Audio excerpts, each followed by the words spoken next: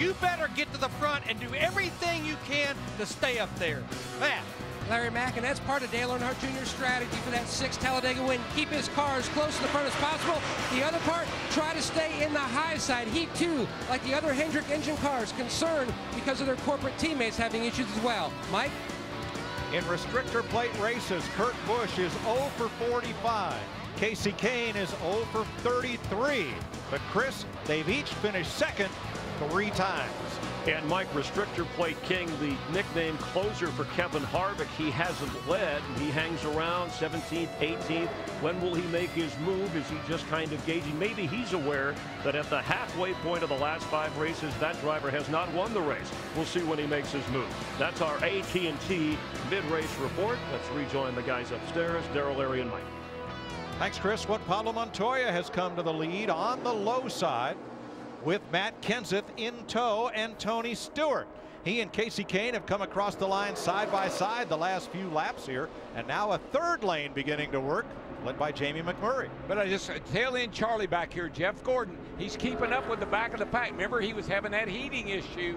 I think he's dropped back, get some cool air in that car. We have not heard the last of Jeff Gordon. And right now, we are about 4 to 8 laps, what will be another set of green flag pit stops. We saw how far Denny Hamlin got behind on that last one. You can't have mistakes this time. And remember, Larry, I mean, Jeff Gordon took left side tires. A little bit different strategy, so we'll see what they do this time in. 28 cars in that lead draft as we come around to complete lap 97. Be 91 to go, just past halfway. Pit stops in the offing, and the Dodge Chargers in the race. Allmendinger and Keselowski both right smack in the top 10. The thing about this race and this kind of racing, there are guys like Allmendinger and Keselowski we may not talk a lot about, because all of a sudden they just show up and you say, like we do Kevin Harvick, where'd those guys come from? But Darrell, you talked about it earlier in the show. It just seems like now these drivers like Casey Kane in the 5, Dale Earnhardt Jr. in the 88, fighting for this lead. They're starting to make that second groove work. Yeah, it'll get there. And how about Dave Blaney for Tommy Baldwin, a car that with the rain delay nearly won the Daytona 500. Blaney has been in the top 10 for all of this run. He's right in the middle of that mess in 8th place. Remember, Dave Blaney finished 3rd in the fall race here last year at Talladega. Remember who was leading the race at Daytona when they stopped the race, and all the kids are pulling for him. Blaney, top 10, kids eat free. In front of Kurt Busch in the 36. Right between Keselowski and Biffle.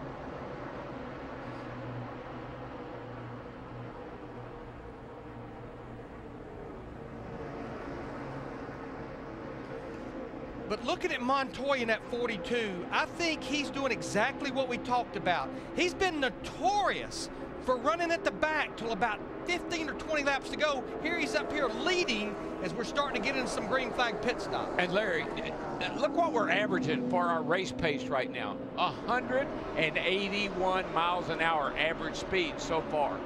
Both the Penske Dodges on pit road, Allmendinger and Keselowski.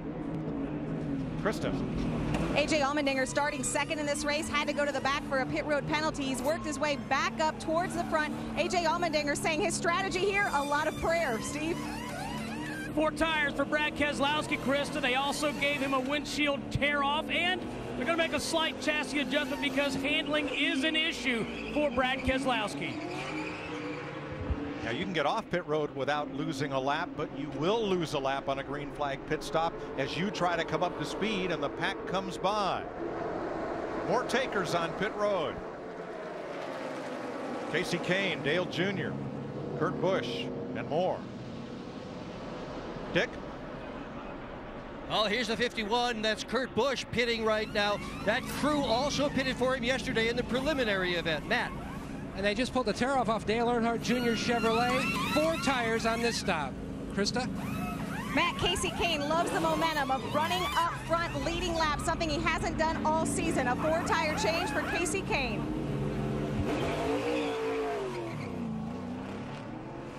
That's Robert Richardson Jr. Slow down on the apron on turn number 2. And Tony Stewart has gone down to the apron well before the pit road entrance.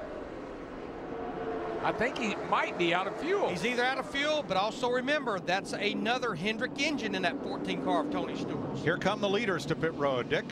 Matt Kenseth is in, and this is one of the best pit crews in all of big league stock car racing. So Kenseth driving brilliantly today, a minor adjustment to the race car, 4-tire pit stop this time. It won't take him long in the pits. Matt.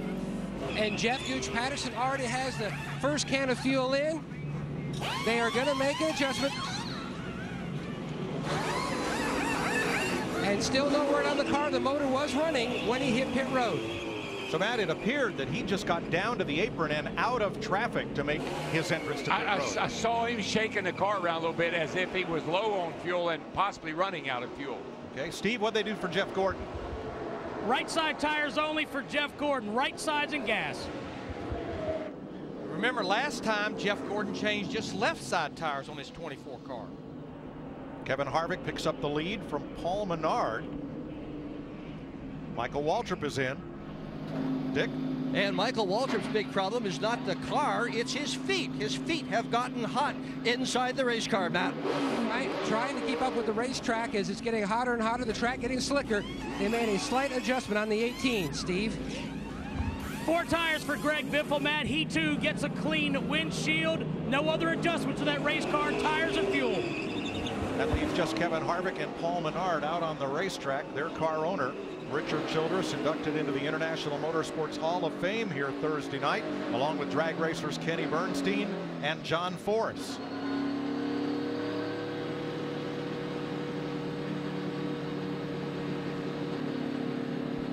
About 10 away. 5, 4, 3, 2, 1. Matt. Extremely concerned that last segment, Mike, with the oil and water temperatures on the 29 car. In fact, Childress told him they're more concerned about the oil. That's where they feel like the biggest issue has been today with the other Chevrolets. No changes for Harvick. Remember last week when we were at Richmond, Carl Edwards called into Bob Osborne and said, what about my oil temp? It's a little higher than the water, a little higher than normal. Again, we run really low oil pressure here. You get a lot of oil, get your oil temp way up, that will blow these engines up.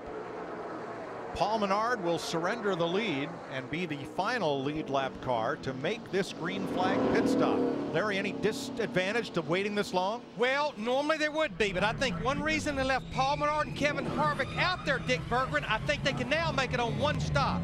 Well, if we don't have any caution flags, and that's an unlikely event here at Talladega, Menard's best finish all year long has been at Daytona in the 500, the track that most closely resembles this one.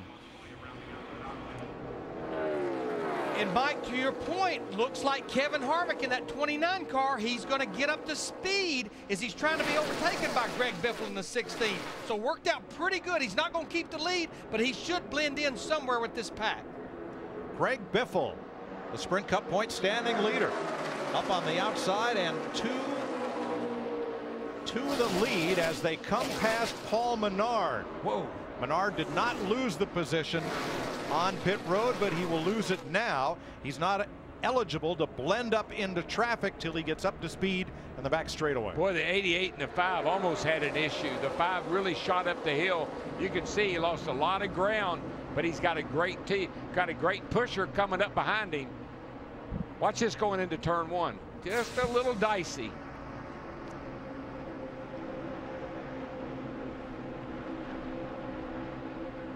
Touch, and that was almost. Wow. That was an almost. And you know what I feel? I feel a little tension starting to build amongst all these guys. They're getting hot, they're getting a little tired. Things are going to pick up. Earlier, Dale Earnhardt Jr. upset teammate Jeff Gordon with a move that put Gordon back in the pack. He came back and returned the favor. Greg Biffle is your leader. Is it really necessary to brew Coors Light down as low as 34 degrees? Does it really matter if every beer is filtered cold, aged cold, and packaged cold? Do the mountains really need to turn blue when your beer's as cold as the Rockies? Is Rocky Mountain cold refreshment really that important? You be the judge. Frost brewed Coors Light, the official beer of NASCAR. Danica, it's time for a new GoDaddy ad, and I'm thinking bikini bull riding. Naughty nurse? Didn't I fire you after the last ad? A little bit, but this one's all about Instant Page. The free web page you get with every domain registration. I like it. And you're gonna love the outfit. I can't believe I'm gonna do this. I know. See what happens next at GoDaddy.com. I'll take this. It's Mother's Day, the day to thank me for all the little things, like being the only one who knows how to turn on the dishwasher, not saying I love you in front of all your friends, and always finding everything for everyone. Happy Mother's Day, family. You love me. You really are the best. Can't argue with you. Now, join me while I eat cake and receive gifts. Celebrate Mom. Buy any KFC 10-piece meal or larger and get a free double chocolate chip cake. So listen up. Ford F-150 was just named Motor Trend's 2012 Truck of the Year. Know why? Well, here's your lesson of the day, pal. It's all in the name. Motor Trend. See, the Ford F-150 is the only truck out there with EcoBoost, which is a powerful motor that also delivers on the trend of excellent gas mileage. Got it? It's Truck of the Year 101, baby. Class dismissed. This is the future. This is the Ford F-150. Hello. It is I, your boss. Great news. The video call went very, very well. Asia is on board. Too bad you couldn't participate. Probably you were worried about overages on that limited data plan you use. Perhaps you shouldn't have uploaded so many vacation photos.